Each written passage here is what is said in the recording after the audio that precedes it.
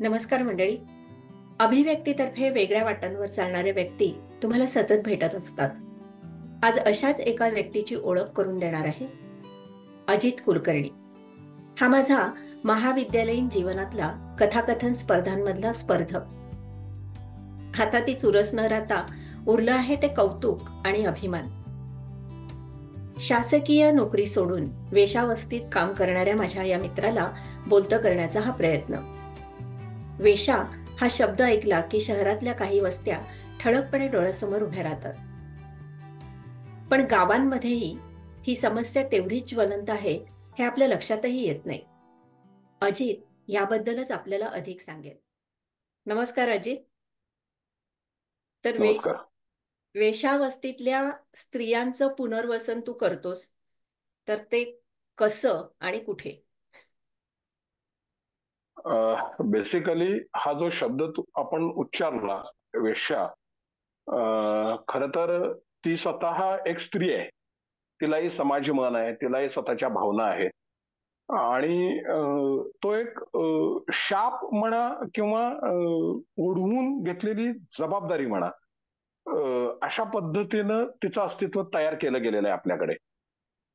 हा व्यवसाय ऍक्च्युली नवा नाहीये, पूर्वापार चालत आलेला आहे. अगदी अब्दालीनं ज्या वेळेला स्वाऱ्या केल्या त्यावेळेला त्याच्याबरोबर जनानखाना होता, बाबर होता. सगळ्या महापुरुषांच्या दरबारी जनानखाना नावाचा एक प्रकार असायचा. ते युद्धावर जाताना तो त्यांच्या बरोबर असायचा. आणि विरंगुळा म्हणून त्या स्त्रियांकडे बघितलं जायचं. आणि नंतर सर्टन स्टेज नंतर त्या स्त्रियांना एका जनानखान्यात बंदिस्त केलं जायचं. आणि मग कॉल सिस्टीम असायची, आज कोणाचा नंबर, उद्या कोणाचा नंबर, किंवा कोणाचा नंबरच नाही. फक्त त्याच्यात आणि आत्ताच्यात फरक एवढाच आहे की त्यावेळेला राजाश्रय असायचा, त्यामुळे त्यांच्या पोटाची वानवा होत नव्हती किंवा त्यांना दुसऱ्या दारात जायला लागत नव्हतं. आत्ताची परिस्थिती काय आहे? आत्ताची परिस्थिती एवढी विचित्र आहे की सर्टन स्टेज नंतर त्यांना सांभाळणार कोण, हा खूप मोठा प्रश्न जन्माला आलेला आहे. हा पहिला मुद्दा. त्यांचा समाजातील लोक त्यांना काही ठिकाणी सांभाळताना दिसतात आपल्याला, पण प्रत्येक स्टेजला फायनान्शियली खूप अडचणी क्रिएट होतात या लोकांच्या. आणि मग ज्या वेळेला फायनान्शियली अडचणी क्रिएट होतात त्यावेळेला हे लोक पुन्हा एकदा एजंटगिरी चालू करतात आपल्याच क्षेत्रामध्ये. आणि त्यातनं ही वस्ती वाढत गेल्या. आणि मग ह्या वस्तीचं ठिकाण गावाच्या कोपऱ्यात असायचं सुरुवातीच्या कालामध्ये. मोहेंजोदडो हडप्पा संस्कृतीमध्ये सुद्धा याचं संशोधनामध्ये तुम्हाला याचा रेफरन्सेस मिळतील अगदी. त्यावेळेला त्या गावाच्या कोपऱ्यात असायच्या, पण नंतर गावं विस्तारत गेली आणि वस्त्या सेंट्रलाइज होत गेल्या. आणि ज्या वेळेला वस्त्या सेंट्रलाइज झाल्या त्यावेळेला तिथं व्यापाराचं केंद्र पण तयार झालेलं आहे. काही गोष्टींच्या सेटलमेंट्स तयार होतात, काही गोष्टींची गँगवॉर्स सेटल होतात. आणि अशा पद्धतीनं त्यांचं आयुष्य चालू झालेलं होतं किंवा चालू झालेलं आहे. आता यांचं पुनर्वसन हा शब्द खूप मोठा झाला, नाही करू शकत. कारण एका गल्लीमध्ये ऍव्हरेजली ज्या ज्या ठिकाणी, फॉर एक्झाम्पल आता पुण्याची बुधवार पेठ घेतलीस तर साधारण 5,500 ते 6,000 आहे हो. मिनिमम 5,500 ते 6,000 एका सेंटर मधलं मी सांगतोय. अशी पुण्यात 5 सेंटर आहेत. बरोबर. त्यामुळं त्यांच्या पुनर्वसन वगैरे हे शब्द कुठंच त्यांच्या कुठे गावी झालं? नाहीये, काही हं. संबंधच नाहीये. हा पहिला मुद्दा आहे. मग ह्यातनं काय होतं की 10 मध्ये 2 लोक अशी असतात की नाही, त्यांना हे सहन होत नाही त्या मुलींना. आणि मग त्यांना तिथनं बाहेर पडायचं असतं. मग ही लोक, या मुली ज्या आहेत ना, कुठनं ना कुठनं तरी चर्चेतनं मेसेज बाहेर पडतो तो. आणि मग तिथे जे काही आमचे इन्फॉर्मेटर असतात किंवा काही रिलेशन्स असतात, काही माणसं असतात की जी या सेक्टरमध्ये आपल्याला मदत करतात की असा असा प्रॉब्लेम दिसतोय, असं असं आहे, माहिती काढायला पाहिजे. मग त्याची माहिती काढली जाते. आणि माहिती काढली गेल्यानंतर मग एक फ्लॉप कस्टमर आपण पाठवतो. आणि खरोखर तुझी इच्छा आहे का, काय आहे का, हे सगळं बघितलं जातं. मग तिचे सगळे डिटेल्स काढले जातात. ती कुठनं आली, कशी आली, कोणी कशा पद्धतीने विकलं, त्याचा व्यवहार कशा पद्धतीने झाला. आणि हा का झाला ह्या प्रश्नावरती पहिल्यांदा मी कॉन्सन्ट्रेट करतो. मग जिथं झाला तिथली सगळी माहिती आमच्याकडे गोळा करायला लागलेली असते. हं.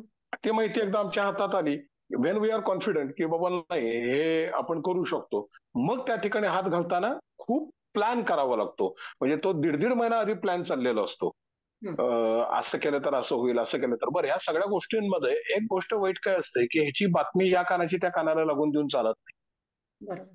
कारण 100% त्या व्यक्तीवरती पण विश्वास ठेवून चालत नाही तुम्हाला. हं, आणि 100% तिला नाकारूही तुम्ही शकत नाही. मुद्दा लक्षात आला का? हो, त्यामुळं हो. तिला विश्वासात 50% घेऊन, समाज मन 50% लक्षात घेऊन, त्यावेळची इंटेन्सिटी लक्षात घेऊन आणि मग परिस्थिती कशा पद्धतीने वर्स्ट कम वर्स्ट काय होऊ शकतं, ह्याचा हं. आम्ही खूप विचार केलेला असतो. वर्स्ट कम वर्स्ट.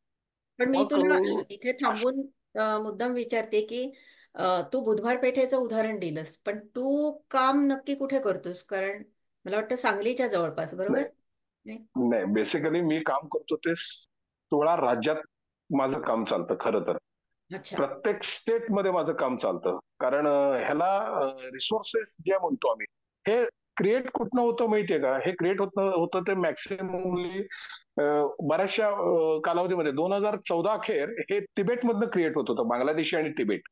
हं, तिकडनं क्रिएट झालेले आहेत. आता तुम्हाला बऱ्याचशा फिमेल्स या तुम्हाला बुधवार पेठेमध्ये किंवा मिरज भागामध्ये ज्या ठिकाणी बिझनेस सेंटर होते. आता मिरज हे बिझनेस सेंटर कसं होतं, तर पूर्वी मिरजमध्ये मेडिकलसाठी गल्फमधनं लोकं येऊन राहायची. हं. इराक, इराण, दुबई वगैरे इकडनं. आणि त्या गल्फमधल्या लोकांना खूप 2-2 महिने, 3-3 महिने इथं राहायला लागल्यानंतर एंटरटेनमेंट असावी असं वाटायचं.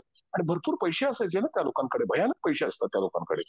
आणि मग त्या लोकांसाठी मिरज हे सेंटर क्रिएट झालं. तसं पुण्यामध्ये कॉर्पोरेट सेंटर क्रिएट झालेलं होतं. हं, 1996 ला मला चांगलं आठवतंय, 1996 ला शबनबी म्हणून एक व्यक्ती होती. मी नावासहित सांगतोय. हं. आणि त्या व्यक्तीकडं खूप पैसा होता. खूप पैसा होता. आणि त्या व्यक्तीनं 2 लोकं आणली बाहेरनं आणि 2ची आज 20,000 आहेत. वॉव! हं. पण तू हे अशी सांगतोयस तर तू अ, शासकीय सेवेमध्ये होतास आणि तू ह्या कामाकडे वळलास. तर का? हा मला प्रश्न पडलाय. आणि मुळात म्हणजे असं का वाटलं, नाही की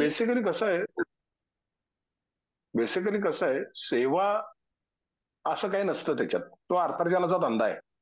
ती नोकरी आहे. हां, सेवा वगैरे काय हे बिरुदावली कुठंच लागत नाही. कारण त्या योग्यतेत कोणच नसतं. म्हणजे पण म्हणताना हे शासकीय सेवाच दुर्दैवी म्हणतात सत्य ना? आहे. दुर्दैवी सत्य हे आहे, की सगळा हा आभासी दुनिया आहे. हं, हे जे दिसतं सगळं लाल लेवा वगैरे हे सगळी आभासी दुनिया आहे. काही नसतं आपलं. पण फ्रॅक्शन ऑफ सेकंद ते सॅटिस्फॅक्शन खूप मोठं असतं. आनंद देणारं असतं. बरोबर. ते हवेत घालवतो तुम्हाला ते. त्यामुळं तो विषय काही फार मी कधीच गृहीत धरला नव्हता. सेवा-बिवा ठीक आहे, इट्स ओके. ते घडता नाही, घडता पण उडून एक गेलं असं म्हणायचं आपण त्याला. सर्वसामान्य लोक नोकरी करतात. अ, तसं म्हणूया आपण पाहिजे तर. पण नोकरी करता करता तुला ह्या कामाकडे का वळावं असं वाटलं? नाही असं नाही झालं. माझ्या हं, आयुष्यात खूप बेकार घटना घडली आहे. कसं झालं होतं, मी 2000 साली ज्या वेळेला मी गडचिरोली सारख्या भागातनं एकदा फिरत होतो. कामानिमित्त आणि सगळ्या गोष्टींनिमित्त. त्यावेळेला मला एक गोष्ट लक्षात आली, की रोटी-बिवटी व्यवहारमध्ये व्याजाचा बिझनेस खूप मोठ्या प्रमाणात चालायचा अच्छा. पूर्वीच्या काळात आणि त्या बदल्यात पैशाच्या बदल्यात मुलगी मिळायची. म्हणजे मुलींचं लाईफ एवढं स्वस्त होतं एकेकाळी. हं, पैशाच्या बदल्यात मुली मिळायच्या आणि मग त्या मुली सर्टन स्टेज नंतर विकल्या जायच्या आणि दॅट कॉस्ट गेट रिझर्व्ह हं, असं व्हायचं. मग ती कॉस्ट रिकव्हर केली जायची. असं पूर्वीच्या काळी होतं. त्याचं स्वरूप बदलत गेलं. नंतर जसं-जसं सोशल मीडियाचा हे वाढत गेला मार्केटला, तसं-तसं बऱ्याच गोष्टी घडत गेल्या आणि मग पैशाची गरज त्यांनाही लक्षात यायला लागली मुलींना.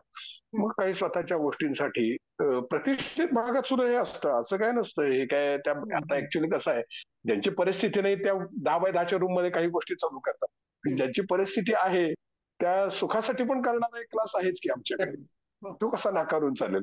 हं, हं. त्यामुळं मी कसा वळलो तर ते लक्षात आलं होतं माझ्या. ते चित्र जे काही होतं, ते लक्षात आलं होतं. हे बेकार आहे. कारण ह्याच्यामध्ये आज चांगल्या गोष्टी वाटतात, चांगल्या गोष्टी दिसतात. पण तसं नसतं ते. तेही पुन्हा आभासी दुनिया आहे. मग ह्यातनं बाहेर या लोकांना काढणं का गरजेचं आहे? तर सगळ्यांनाच हे मान्य आहे असं नाहीये. ह्याच्यामध्ये 10 पैकी 2 जणांना हे मान्य असतं. 8 जण याला रिफ्यूज करणारे पण आहेत. हं. हे लक्षात घ्या. मग त्या हं, 8 जणांसाठी काम करायला सुरुवात केल्यानंतर तुम्ही 2 जणांनाच बाहेर काढू शकता, 6 जणांना नाही तुम्ही बाहेर काढू शकत. हं, हं, नाहीतर तुमचा गेम होऊ शकतो. 6 जणांना नाही बाहेर काढू शकत, कारण they have paid for that. हं, हं. ते कोणीतरी विकत घेतलेले असतात. तू आता ह्याच्यात म्हणालास कॅपिटल की इन्व्हेस्टमेंट खूप मोठी असते. हां आणि आत्ता तू म्हणालास की तुमचा गेम होऊ शकतो म्हणून आणि मगाशी बोलताना असं तू म्हणालास की वेश्या व्यवसाय हा शब्द खरं तर चुकीचा आहे. समाज माध्यम असं काहीतरी तू सांगत होतास. तर त्याच्याबद्दल ऐकायला आवडेल. समाज माध्यम फार मोठं आहे ते. सगळ्यात मोठा सोशल मीडिया म्हणतो आम्ही त्याला. सगळ्यात मोठा सोशल मीडिया. हं.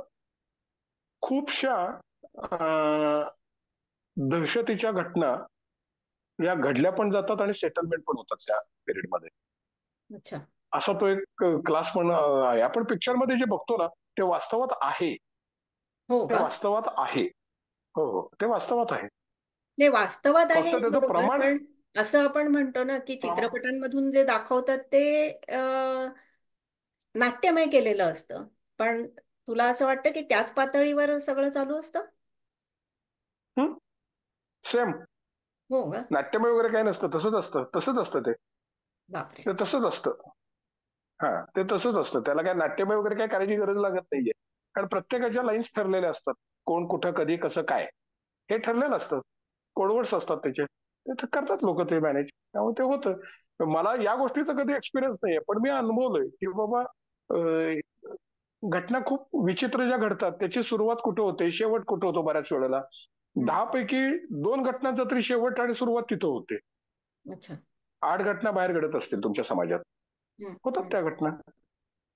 आणि मग होतात तुझी आणि हे कॉमन आहे. ह्याच्यात हां. आणि तू हे काम म्हणजे आता तुझ्या बोलण्यात आम्ही असं येत होतं, म्हणजे तुझ्याबरोबर आणखीन किती जण काम करतात? आणि काही अशी संस्था वगैरे आहे? खूप जण काम करतात. हां. नाही, नाही. खूप जण काम करतात. इंडिव्हिज्युअली काम करणाऱ्यांचा ग्रुप आहे. अ, अच्छा. अ, आणि प्रत्येकजण एकमेकांना सांगून करत असतो. प्रत्येकाचा एरिया ठरलेला असतो. हं, अरे असं-असं झालेलं आहे बघ, तुझ्या एरियात आहे का बघ, मग ह्याच्या एरियात आहे का बघ, मग त्याच्या एरियात आहे का बघ. मग ते असं ओव्हरऑल सगळीकडे ते कळतंच. हं, मग हं, काही गोष्टींची माहिती काढणे वगैरे चालू असतं. मग गोड बोलून आपलं शांतपणे कुठलाही दंगाधोपा न करता, कोणालाही जास्त त्रास न होता किंवा कोणालाही जास्त न समजता, तू तुझा मार्ग धर, तू तुझा मार्ग धर, या तत्वावरती आम्ही सेटलमेंट करत असतो. हं, हं. पण मग असे काही विशिष्ट त्याला पैसे अनुभव सांगता येतील का तुला, की चांगले किंवा वाईट दोन्ही प्रकारचे? म्हणजे हे काम करत असताना आलेले? आज एक मुलगी आहे. मी नाव सांगणार नाही त्या व्यक्तीचं. अं, पुण्यात आहे हं, आणि खूप सेटल आहे. खूप सेटल केले तिला. खूप म्हणजे खूप. 12वी असताना तिला सोल्ड आउट झाली होती ती. अच्छा. आणि सापडली एका सिटीमध्ये. माहिती लागल्यानंतर मग ते स्टाईल नेहमीप्रमाणे कोण कसं काय त्याची माहिती काढत आपलं सगळ्याकडनं ज्यावेळेला लक्षात आलं आणि ठरलं की बाबा रे नाही तिला आता बाहेर पडायचं हे कन्फर्म झालेलं होतं. मग बाहेर पडून करणार काय? मग हं, करणार काय म्हटल्यानंतर मग कोणी जबाबदारी घ्यायची? ठीक आहे म्हटलं मी जबाबदारी घेतो स्वतः. म्हणून त्या व्यक्तीची मी जबाबदारी घेतली. अभिमान पण आहे, आनंद पण आहे आणि समाधान पण आहे.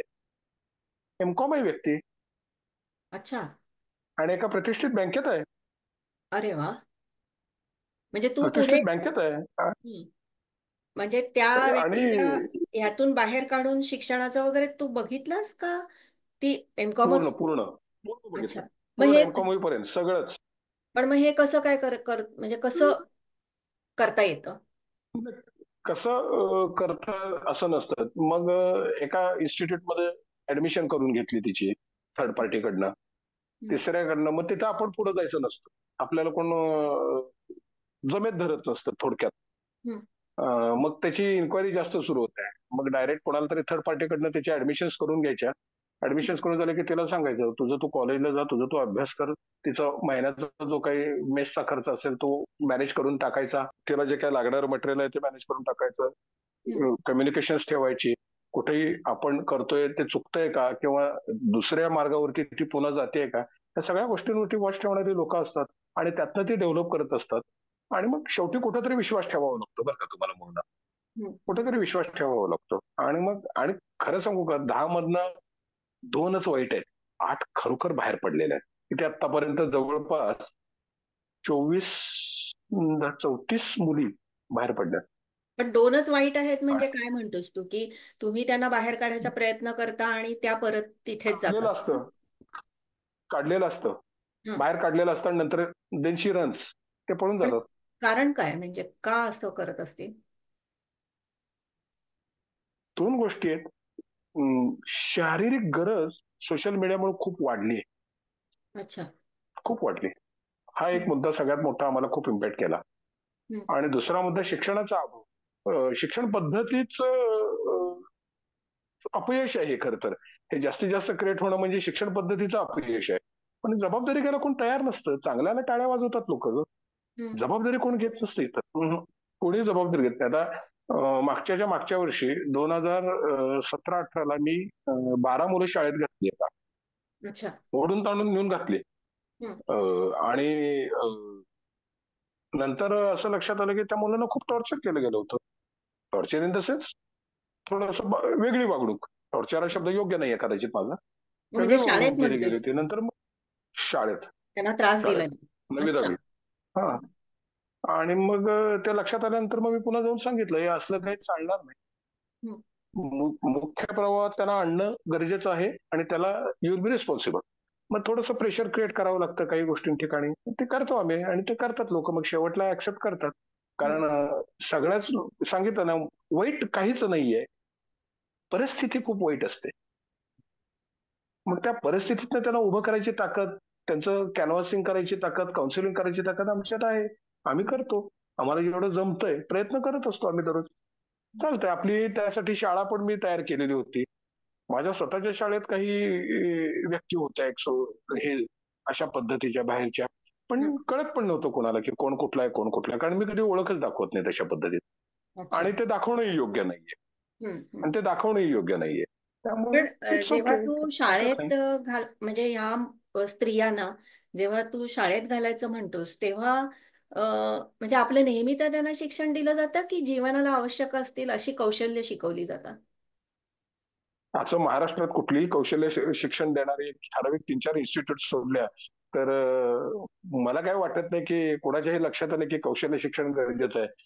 बहुतेक पण माझ्या तसं व्हायला मते पाहिजे ना खरं बीजेपी तर. सेंट्रल गव्हर्नमेंटने नाही का? तसं व्हायला पाहिजे कारण खूप व्हायला पाहिजे. खूप ना व्हायला म्हणजे ह्या ज्या स्त्रिया एनआयओएसनं असतील त्यांना शिक्षण नेहमीच आपलं जे एका ठराविक मार्गाने आपण शिक्षण घेतो त्याच्यामध्ये रस असेल किंवा त्यांना ते जमत असेल असं नाहीये ना मग त्यांना अ, रोजचा उदरनिर्वाह करण्यासाठी जे काही शिकवायला पाहिजे तसं काहीतरी शोधायला हवं ना.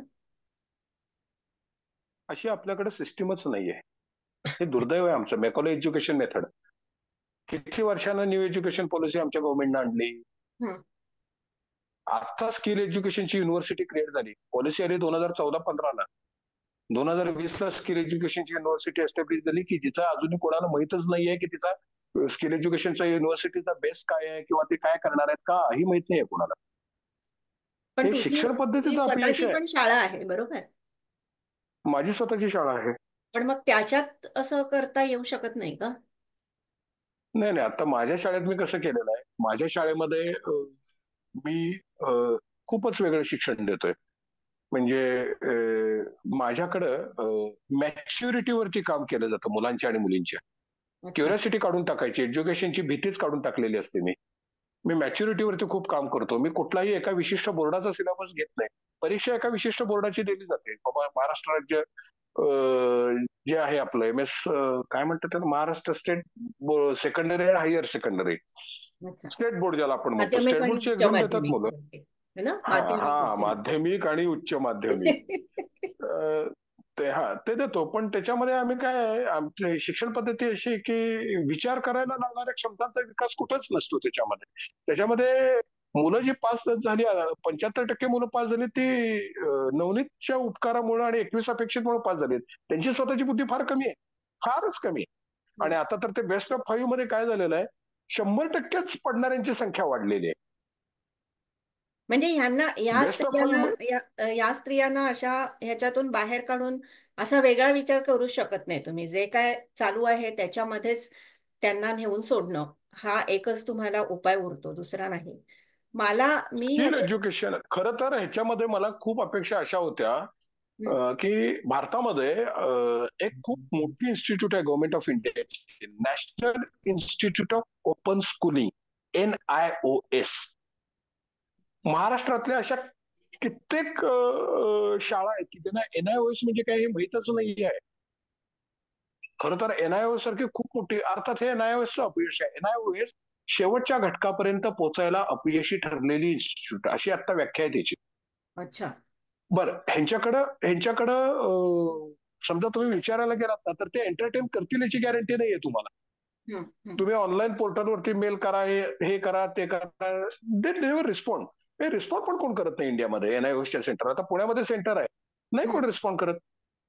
पण नाही आता रिस्पॉन्ड. तुम्ही मला तिथे गेल्यानंतर हा ह्या वेशाच्या ह्याच्यावरून मला त- असा एक प्रश्न पडला की अ, आपण जी नेहमीची कारणं बघतो ती सगळी तशीच असतात का? की म्हणजे त्या ह्या ह्याच्यात काय येतात तर पठडीतली जी कारणं आपण ऐकलेली असतात तीच असतात?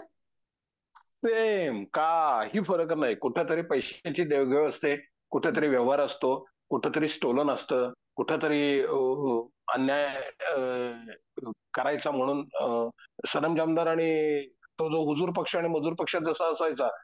तसा असतं. कारण कॉमन आहेत, कारणात बदल होत नाही. अच्छा. फक्त 10 मध्ये 2 कारणं अशी असतात की मस्ती. अच्छा. या स्त्रिया तुम्ही सोडवायचा त्यांना प्रयत्न करत असता तर तुमच्यावर विश्वास टाकतात? मगाशी तू सांगितलंस की आधी साधारण तुम्हाला अंदाज येतो वगैरे, पण असं पटकन कोणी विश्वास सहा ठेवला सहा नाही? महिने केस चालते, 6-6 महिने केस चालते, 6-6 महिने. अच्छा.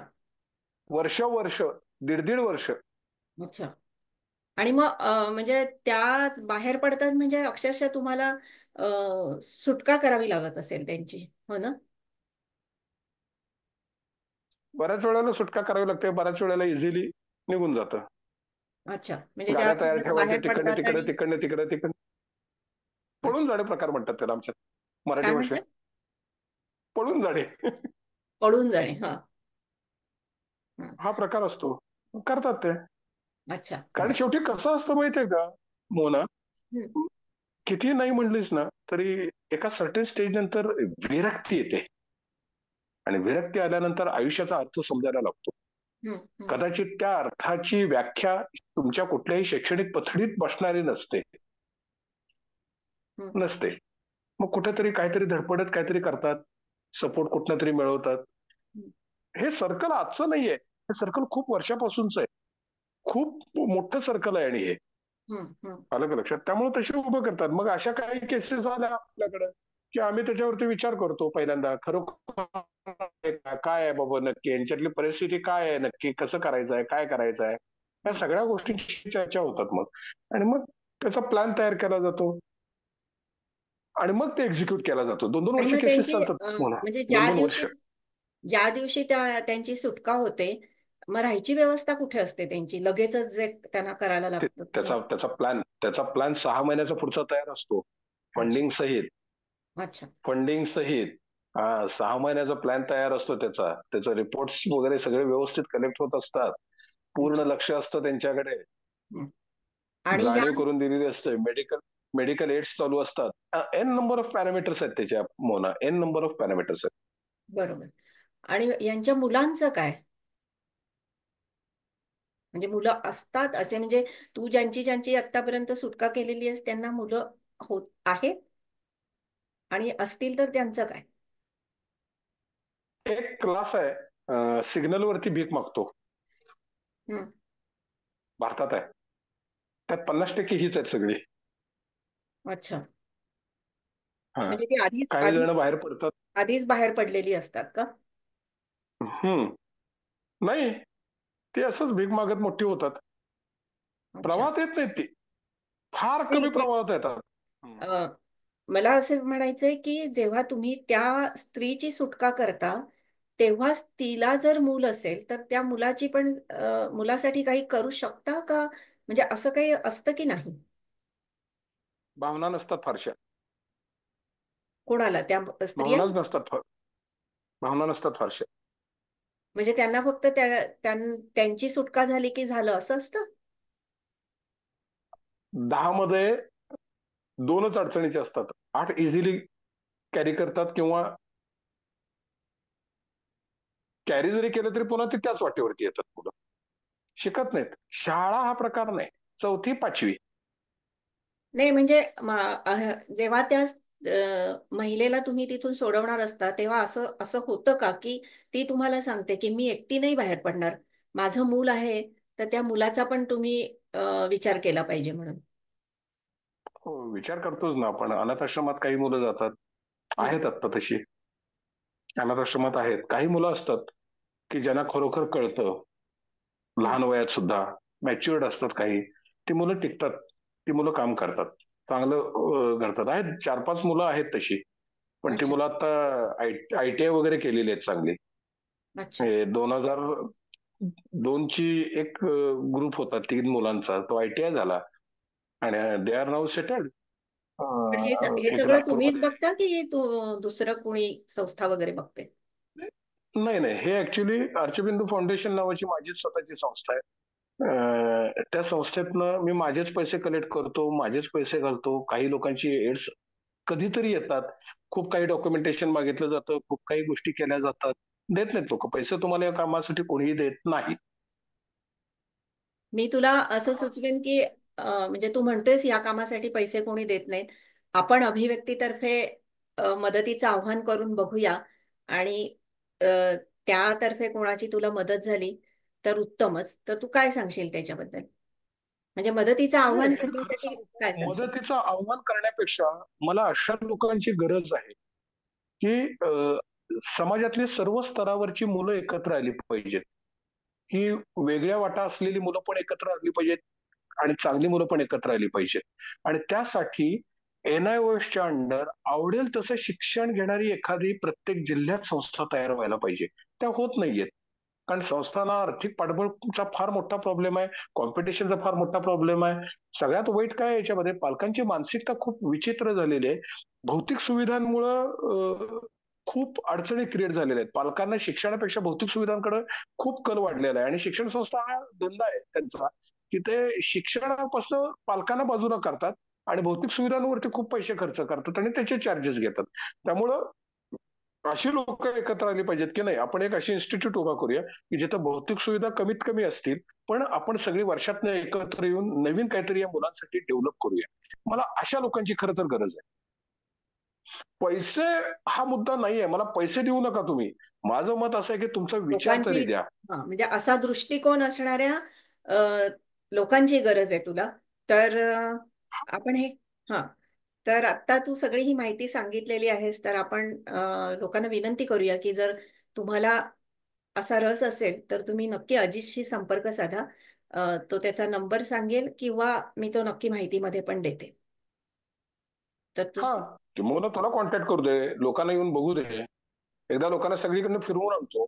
हा त्यांना लक्षात येईल कसं सिरियसनेस तुझा असतो. फोन नंबर पण सांग ना, कारण नंतर मग लोक विचारत राहतात की फोन नंबर द्या, फोन नंबर द्या.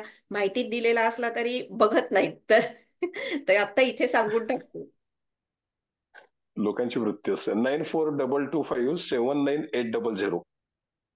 तर या नंबरवर तुम्ही नक्की संपर्क साधा आणि तुम्हाला जर काही मदत करता येत असेल तर नक्की करा. नक्की. कधीतरी एक दिवस असा येईल, की हे सगळं कुठेतरी चांगल्या अर्थानं प्रयत्नानं यश येईल आणि संख्या कमी होईल. नक्कीच, जी वाढतीये ना, ती संख्या कुठेतरी थांबायला नक्कीच. कमी येईल. आता मला चांगलं आठवतंय जाता-जाता एका मिनिटात मी सांगतो, की 2016च्या आणि 2023च्या गणनेमध्ये जवळपास 22% रिडक्शन आहे. अरे 22% वा. इन्स्टिट्यूट हे कमी झालेत. हां, खूपच म्हणजे म्हणजे 2030 पर्यंत आशादायक ॲट चित्र वी आहे. Can reach. आशादायक चित्र आहे. 2030 पर्यंत we will reach at least 30%. हं, हं. अजित, आज तू इथे आलास आणि जी काही माहिती दिलीस त्याबद्दल मनःपूर्वक धन्यवाद. मोना, आभार खरं तर तुझे मानायला पाहिजेत, की आज सातासमुद्रापार राहून सुद्धा तुझ्या डोक्यात हा विचार आला, की हा विषय कुठेतरी चर्चेला घेण्यात यावा. प्रॉब्लेम काय आहे माहितीये का? ह्यात काम करणाऱ्या खूप मोठ्या संस्था पण आहेत. हं. पण नेमकं काय काम करतात हे आजपर्यंत आम्हाला कोड आहे. अच्छा. पण त्यांच्याकडे खूप मोठे फंडिंग आहेत, खूप मोठे CSRs असतात. पण ठीक आहे, माझी काही तक्रार नाहीये. नाही सगळ्यात महत्वाचं काय, साता समुद्र पार राहून सुद्धा तुला हा विषय चर्चेला घ्यायला आवडलं. मीच तुझं आयुष्यभर ऋणी आहे. म्हणजे काही याच्यातनं आउटपुट निघू दे, नाही निघू दे, तो भाग मला काही इंटरेस्टेड नसतो मी तसल्या गोष्टींमध्ये. पण मीच तुझं आयुष्यभर ऋणी आहे. आणि ज्या वेळेला तू भारतात येशील ना, कधीतरी एक दिवशी एक शाळेत ये. मी तुला एका शाळेत घेऊन जाईल. कशी असते परिस्थिती ना, ते तुला मी प्रत्यक्ष दाखवेन एक दिवस. नक्की येईन. आणि म्हणजे मला तेच वाटतं की प्रकाश झोतात बऱ्याच संस्था आणि बऱ्याच व्यक्ती असतात, पण खूप काही चांगलं काम करणाऱ्या लोकांबद्दल किंवा संस्थांबद्दल सहसा माहितीच नसते. तेवढंच मी करायचा प्रयत्न करते, आणि त्याच्यातून खरंच काही चांगलं साध्य झालं ना, तर त्यासारखा आनंद दुसरा नाही. आज तू इथे आलास आणि जी काही माहिती दिलीस त्याबद्दल मनःपूर्वक धन्यवाद.